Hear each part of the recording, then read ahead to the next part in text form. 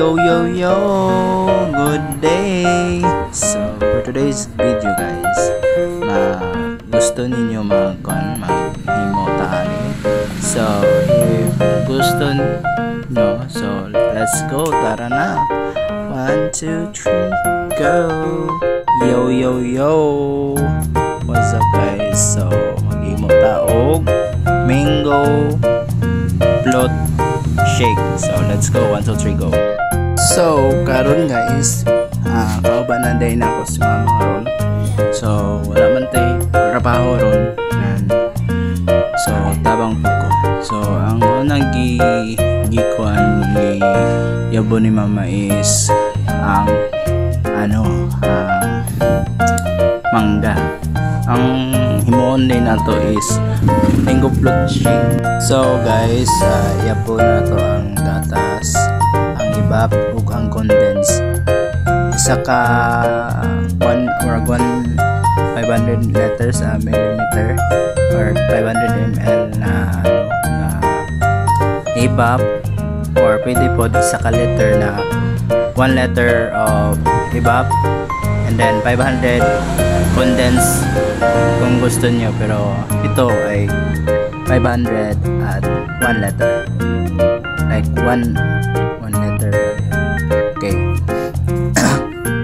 So karon guys, mekos na ni mama ang shake or ang atong gihimo kanina, or gi-slice ni mama kanina. So mekos mo na insan. So kadugay basa mango shake ba oy? Gipunan ni mama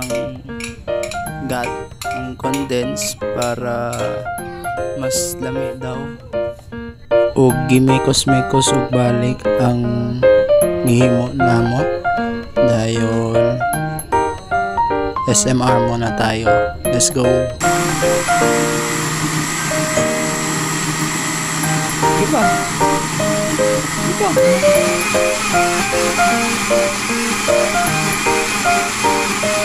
Push na ang tanim.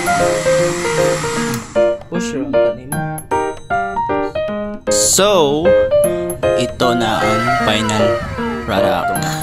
Sheesh! Wow! Ang sarap. Gihuwad ang graham powder sa gikuan kay para toppings daw ug ang mangga.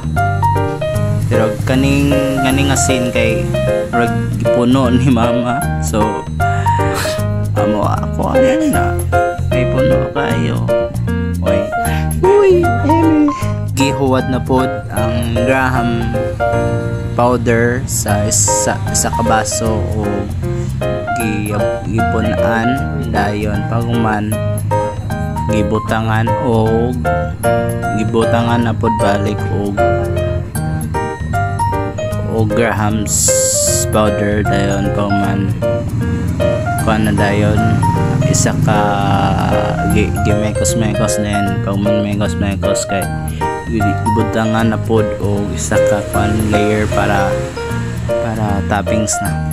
So yun, mura ki sobraan siguro ni ops apit na puno gyud. Gitiwasan pa gyud og mangga, puno kaya gyud ni kayo. Agoy wana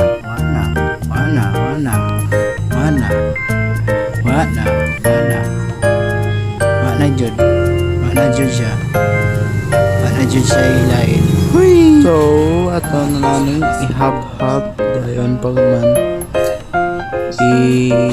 kutsara na. Dayon pagman busog quits. So ato na lang time lapse. So let's go.